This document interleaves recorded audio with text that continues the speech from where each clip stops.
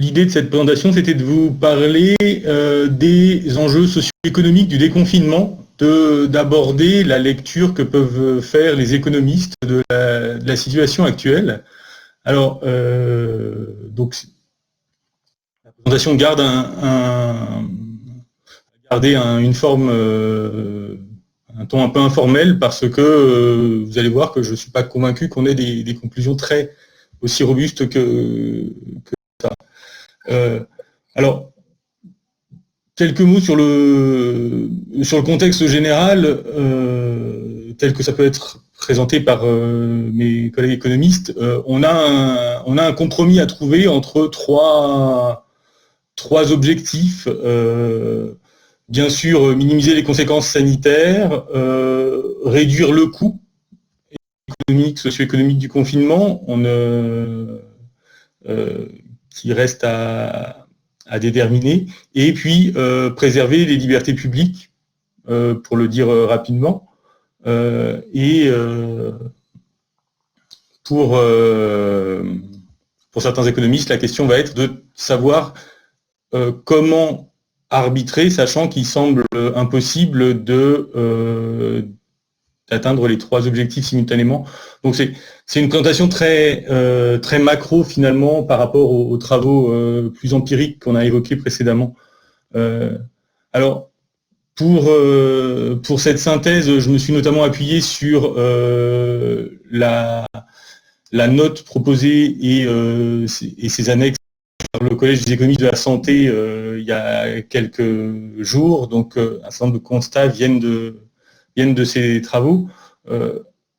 Une des premières questions que se sont posées l'équipe du Collège des économistes de la santé, c'est de savoir si le confinement était accepté, soutenu par la population. Et pour ça, il y avait encore assez peu de données, mais un certain nombre d'enquêtes réalisées diffusées par la presse, et une enquête menée par l'Institut IFOP et portée par l'UNUMR de Marseille, l'UMR Vitrome, le HESP, le RSU de PACA et le CIC Cochin-Pasteur.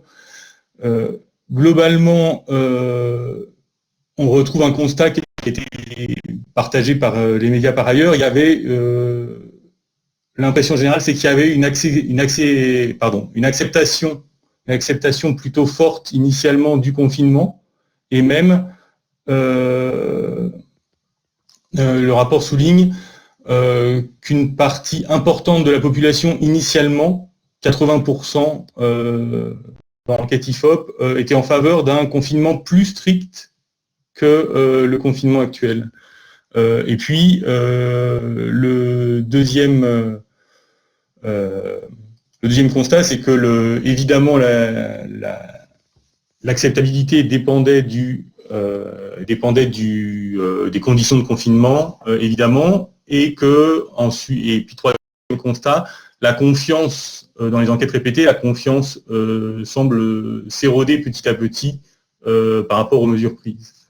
Alors, voilà pour le contexte en termes d'acceptabilité.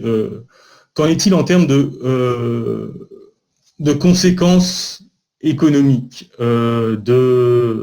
du confinement? Le premier constat, c'est qu'il y a une perte d'activité importante dans de très nombreux secteurs économiques. Les secteurs les plus touchés sont ceux de la construction, l'immobilier, un certain nombre de secteurs industriels liés à l'absence de canaux de distribution. Il y a le secteur de la production de moyens de transport, de la production automobile est très fortement touché parce qu'il n'y a plus du tout de consommation, d'achat.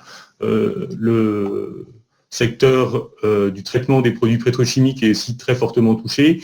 L'hébergement, la restauration pour ce qui est des services. Ça, c'est ce que probablement vous savez tous, vous avez tous entendu parler de ça. L'OFCE, l'Observatoire français des conjonctures économiques, a fait une synthèse des données administratives disponibles pour quantifier le nombre de personnes impactées par cette perte d'activité, et on arrive à 9 millions de 9 millions de personnes impactées, 2,5 millions de personnes par les fermetures obligatoires, un peu plus d'1 million de personnes en raison des problèmes de garde d'enfants, et puis les mesures de chômage partiel, elles, ont touché 5,5 millions de personnes environ. Alors, première conséquence économique, évidemment, la perte d'activité. Deuxième conséquence directe, la réponse des administrations. Là encore, ce sont des éléments que vous connaissez. Arrêt de travail initialement pour la garde d'enfants, mise en place de chômage partiel, maintien des indemnités chômage pour ce qui est du côté des salariés ou des gens en activité, et du côté des entreprises, report important de charges, cotisation sociale, impôt sur les sociétés, mise en place de prêts divers pour maintenir la trésorerie, mise en place de soutien également, mise en place de prêts à différents niveaux, à la fois pour certains grands groupes en fonction de l'impact, et soutien pour les très petites entreprises à travers divers mécanismes. Il y en a de nombreux. Au total, l'estimation, il y a divers travaux qui ont tenté d'estimer l'impact macroéconomique de ces mesures. Le produit intérieur brut depuis le début du confinement est réduit de 32% en activité instantanée. C'est l'estimation. 32% en général, 42% pour les entreprises du secteur marchand hors immobilier. Et si on extrapole ces 32% sur l'ensemble de l'année, en supposant que l'activité reprendrait du jour au lendemain au 11 mai, après 8 semaines de confinement, les estimations de l'OFCE, c'est qu'on atteindrait une baisse du PIB de 120 milliards d'euros, soit 5% du produit intérieur brut annuel. Donc, 120 milliards d'euros de perte de richesse, d'activité sur le territoire national. En l'état des dispositifs, les deux absorbés par le déficit, par les administrations publiques, et un tiers de cette perte reste au bilan des entreprises, n'est pour l'instant pas compensé par les dispositifs. C'est l'estimation de l'OFCE. Parallèlement à ça, les ménages ont beaucoup moins consommé, donc il y a une épargne dite forcée qui est comptabilisée, estimée à 55 milliards d'euros de dépenses non effectuées, et qui potentiellement pourrait permettre, après levée de confinement, de relancer l'activité.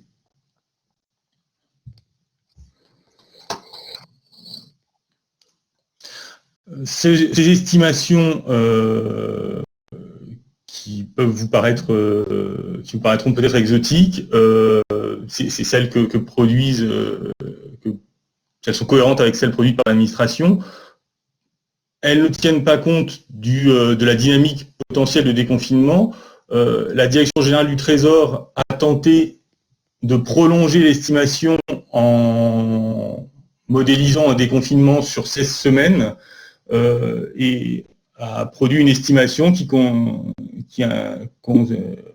dans laquelle la période de déconfinement donnerait peu ou prou les mêmes résultats en termes de perte de produit intérieur brut. Donc les 16 semaines suivantes seraient similaires en termes de conséquences aux 8 premières, aux 8 semaines de confinement, ce qui donnerait une perte finalement de 10% du produit intérieur brut sur l'année, en tenant compte de cette trajectoire. Donc, pour un premier constat très général, des effets comptables macroéconomiques massifs à ce stade. Quelles conséquences de ces changements? C'est la question qui se pose. Alors, avant d'évoquer ce point, il faut quand même se demander quels sont les effets du confinement sur la santé. Alors, on en a déjà parlé dans le cadre des différents séminaires. J'espère que je ne suis pas trop long. Le confinement a des effets positifs, évidemment, sur la prévention du Covid, sur l'accidentologie routière, sur les émissions polluantes. En général, le constat sur les crises économiques précédentes, c'est que les périodes de récession sont plutôt favorables à la santé, par une diminution des contraintes professionnelles, par une plus grande liberté laissée aux personnes de s'adonner à des activités de loisirs rétroactives, à des activités familiales. Ce point-là, évidemment, est remis en question dans le cadre du confinement, puisque la perte d'activité n'est pas associée à un libre arbitre en termes tel que c'était le cas dans les crises précédentes. Quant aux effets négatifs, ce qui est relevé, c'est des interrogations sur le bien-être, la santé mentale, et puis principalement des enjeux liés à la promiscuité, à l'isolement dans les cellules familiales, en fonction des conditions de confinement, et puis de manière la plus flagrante et de manière tout à fait raccord avec la présentation de Mahmoud, des inquiétudes très fortes sur le recours aux soins, le non-recours en période de confinement et les conséquences à moyen terme sur la santé. Alors,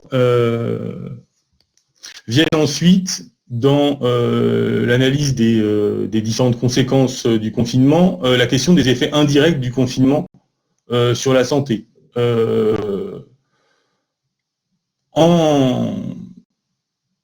Sur les épisodes passés, on sait que le chômage, l'insécurité professionnelle sont associés à une dégradation de l'état de santé, syndrome dépressif, surcharge pondérale, consommation d'alcool, augmentation de la mortalité. Par ailleurs, les pertes de revenus et la précarité sur le plan financier sont également corrélées à un moins bon état de santé, associé à un moins bon état de santé. Les problèmes, les difficultés liées à l'emploi auront potentiellement un effet sur la santé par un troisième mécanisme qui est celui du risque de perte de complémentaire santé en cas de perte d'emploi dans le cas de la crise. Et puis, évidemment, il n'y a pas de scoop, hein, des enjeux liés au confinement en ce qui concerne l'éducation des enfants dans une perspective certainement un peu plus à court ou moyen terme. Pas trop long. Tu es bien, tu es bien. Alors, qu'est-ce qu'il faut penser de tout ça? Là encore, je dresse ce panorama des travaux et d'un certain nombre de travaux économiques qui se sont intéressés à la crise. Un certain nombre d'auteurs ont essayé de s'appuyer sur l'expérience des pandémies passées pour analyser les enjeux économiques de la crise actuelle. Alors, il y a eu des travaux sur la grippe espagnole en particulier qui ont estimé, qui ont montré que il y avait une corrélation franche, que ce soit entre le niveau d'anticipation, le niveau de confinement et la gravité des conséquences économiques au niveau macro, que ce soit en comparant des villes américaines ou en comparant différents États. Mais tout de même, la question se pose de la validité de cette comparaison. D'une part, l'économie a complètement changé de fonctionnement entre la période d'il y a un siècle, et entre les années 1920 et maintenant. Et par ailleurs, la grippe espagnole touchait directement la population active. Les 20-40 ans étaient malades, atteints, et donc on a une distribution de la létalité par classe d'âge qui n'a rien à voir dans l'épidémie actuelle avec cette expérience antérieure. Et puis il y a d'autres travaux qui concernent les épidémies plus récentes, SRAS, MERS, Ebola, Zika, mais difficile d'en tirer une quelconque leçon parce qu'évidemment le périmètre de ces épidémies est sans commune mesure avec ce qui se passe aujourd'hui concernant le...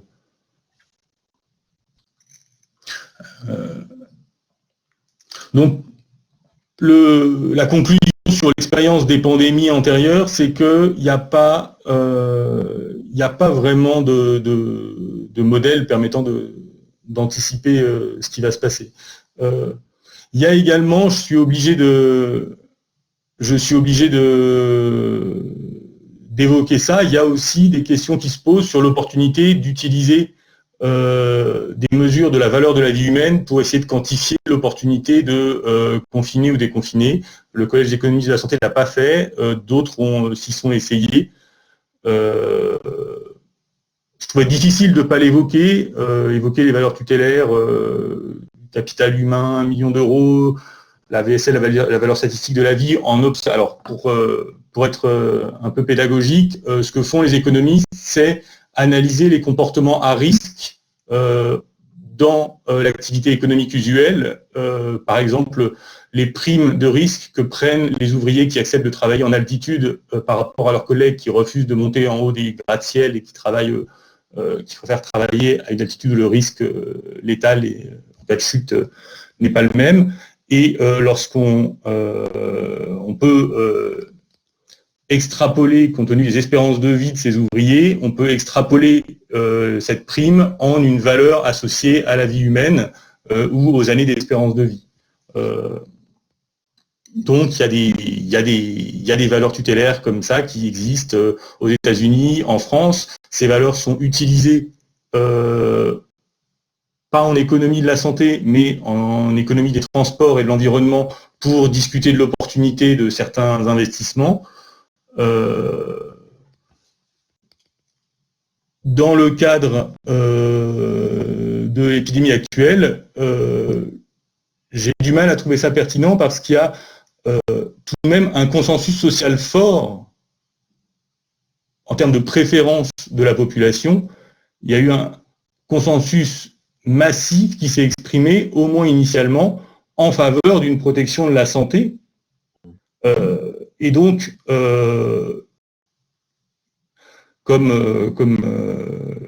ce genre de l'utilisation de ce type de valeur tutélaire n'a de sens que dans le cadre d'un débat démocratique où les tenants et les aboutissants de ce calcul sont partagés et acceptés. Transposer l'usage d'un tel chiffre dans un contexte nouveau et dans des circonstances nouvelles, ça peut donner une indication sur la légitimité des investissements. On utilise ces valeurs en santé pour justifier le fait que les innovations en matière de santé sont très loin encore de la disposition à payer des préférences de la population en matière générale, mais de là à dire que ça suffit à caler une décision de confinement ou déconfinement, je ne suis pas sûr que dans nos sociétés ce soit vraiment acceptable. Alors,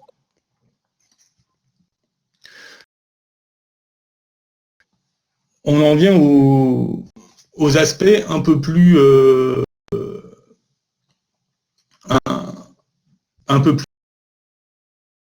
et on a des phénomènes macroéconomiques massifs qui sont observés. Je vais être un peu provocateur. Je vois des questions arriver, je vais essayer d'aller jusqu'au bout et je les prendrai ensuite. Est-ce que, en étant un peu provocateur, ce qui s'est passé depuis 8 semaines, sur le plan économique. On raisonne en s'appuyant sur des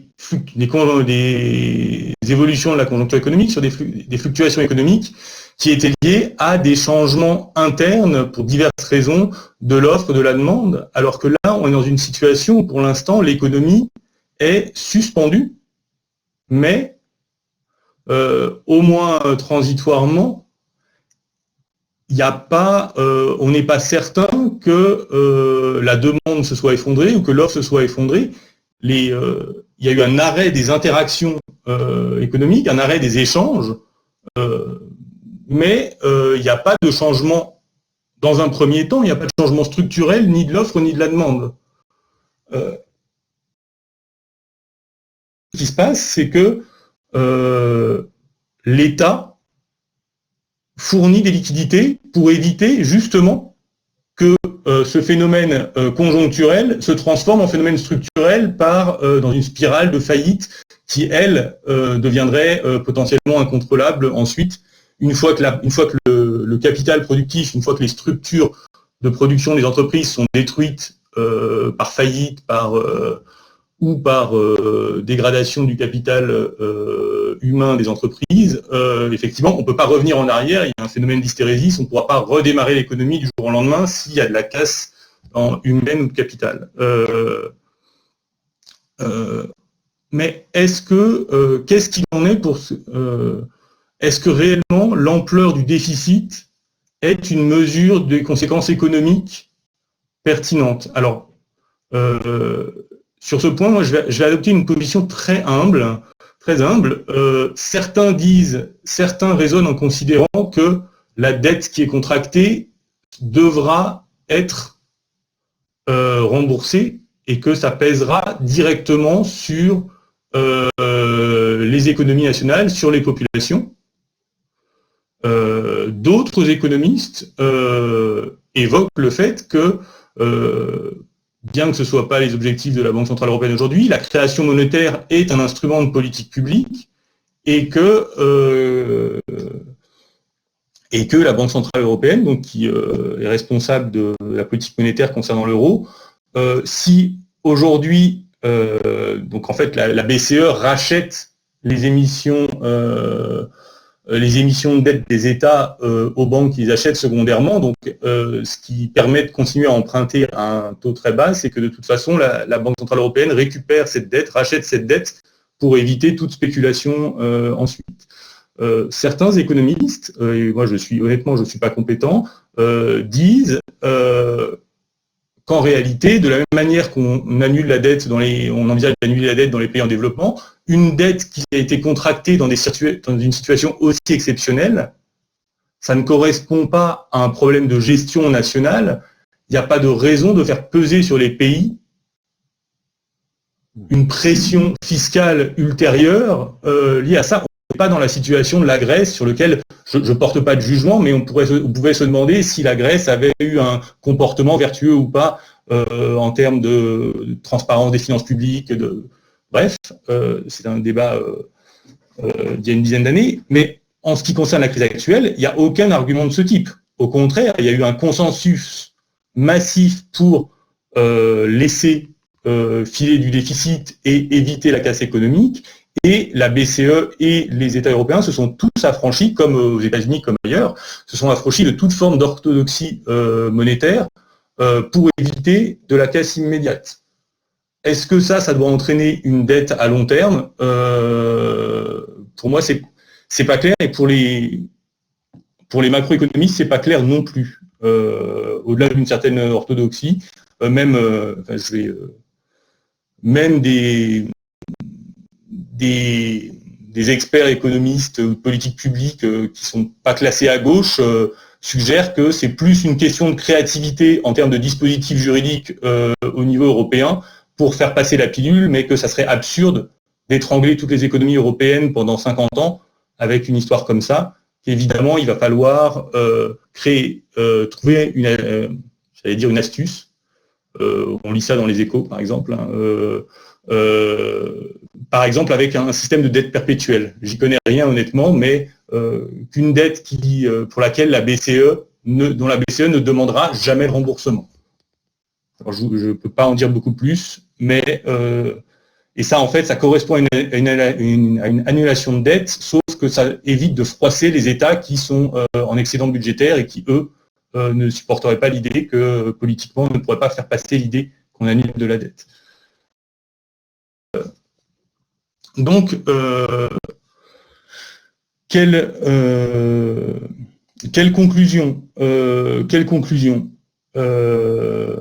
on est dans une situation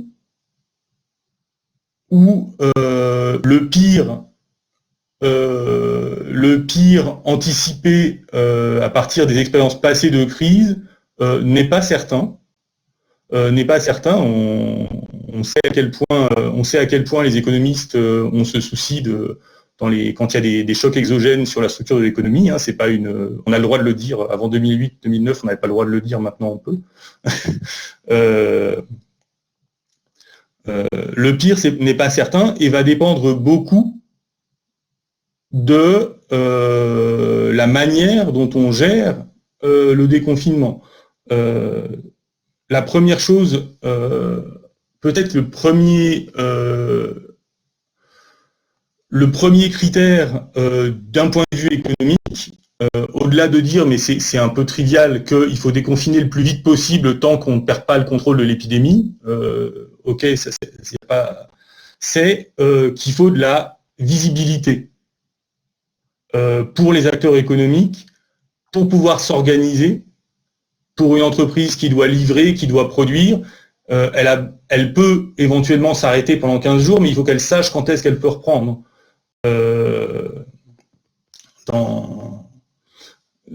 Donc ça, c'est un premier critère.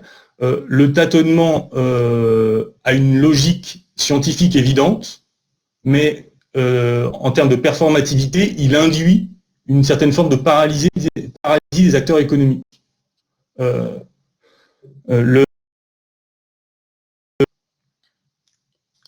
Le deuxième point, c'est la confiance. Ça, c'est corrélé. C'est la confiance des entreprises, mais aussi des ménages. Il y a eu une épargne très importante pendant les 2 derniers mois. 55 milliards, c'est l'estimation. Ça va probablement continuer.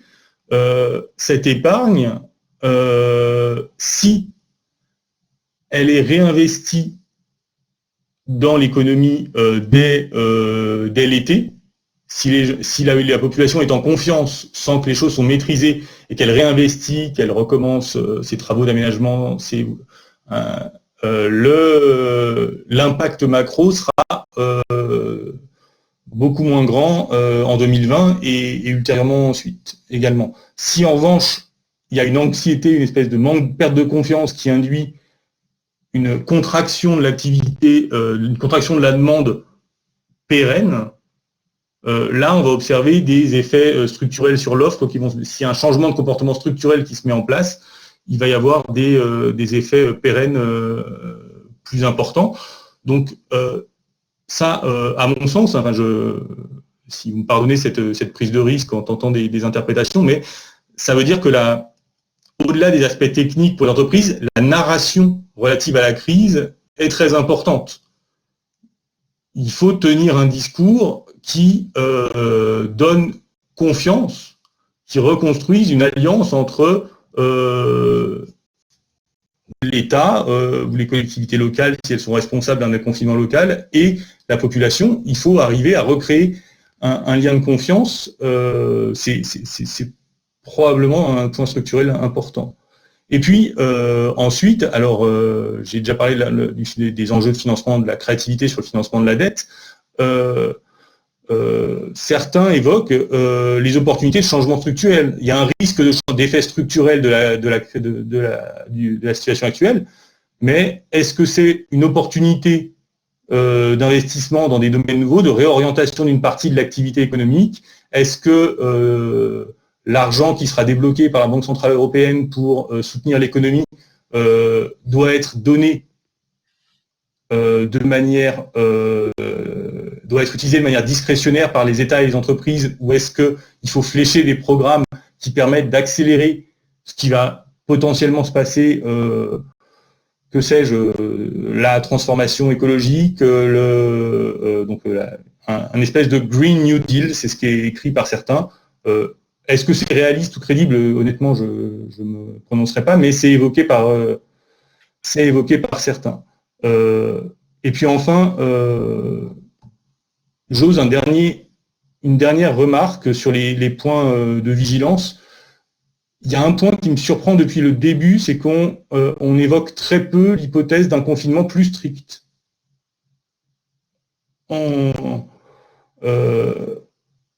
Est-ce que on est quand même dans une situation où l'objectif des politiques publiques, partout dans la plupart des pays d'Europe, c'est de viser un R0 à 1. C'est d'arriver à un régime stationnaire où on va avoir un flux stable de patients dans les hôpitaux. Aujourd'hui, les estimations sont à 0,5, 0,7 et on va lever le confinement. On ne veut pas que ça remonte trop, mais on va se rapprocher de ça. Donc on est toujours dans une espèce de logique d'immunité de groupe. Est-ce que pour la confiance, pour la sécurité ressentie par la population, est-ce que des périodes de confinement très strictes de 15 jours seraient acceptables aujourd'hui? Je vous pose la question, mais je vous livre ça de manière très ouverte. Est-ce que c'était certainement inacceptable au 16 mars? Est-ce qu'aujourd'hui, 15 jours, dire à la population, préparez-vous, d'ici 3 semaines, 1 mois, on fait 15 jours de confinement extrêmement strict et on réouvre après, mais pendant ces 15 jours, appliquez les règles, appliquez les mesures d'hygiène, et ça permet de faire un point et de stabiliser, désinfecter, soyez beaucoup plus rigide, faites des stocks. Est-ce que ça donnerait pas donc finalement, on revient à des stratégies de stop and go, mais avec un objectif de réduction beaucoup plus drastique. Est-ce que ça aurait une place ou pas dans la démarche? C'est une question que je me pose. Voilà, j'en ai fini, merci, j'ai été un peu long. Non, c'était magistral, c'est une très belle présentation synthétique qui fait penser de répondre vite aux questions. Oui, alors j'en demandais si le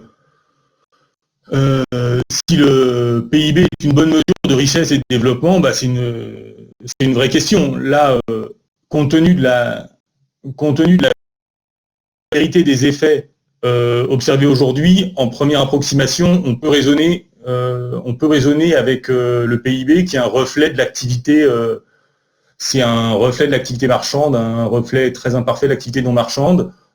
Bien sûr, indice de développement humain, c'est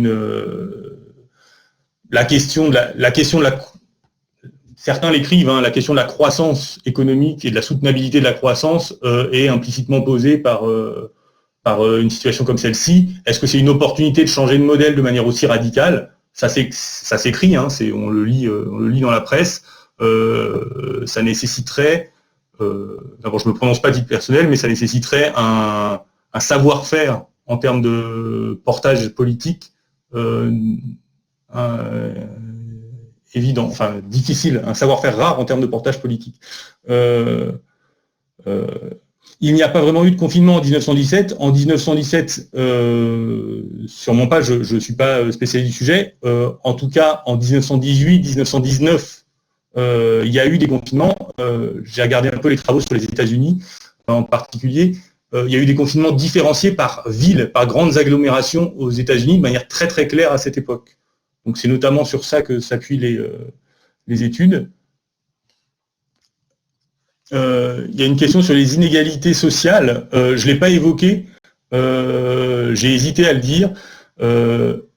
Oui, le confinement actuel a un effet disproportionné sur les personnes en position socio-économique défavorisée pour tout un tas de raisons évidentes, en particulier les enjeux de confinement, la précarité au travail. Ça pose une question sous-jacente qui est celle de la tolérance de la société aux inégalités. Il y a un certain nombre de travaux économiques qui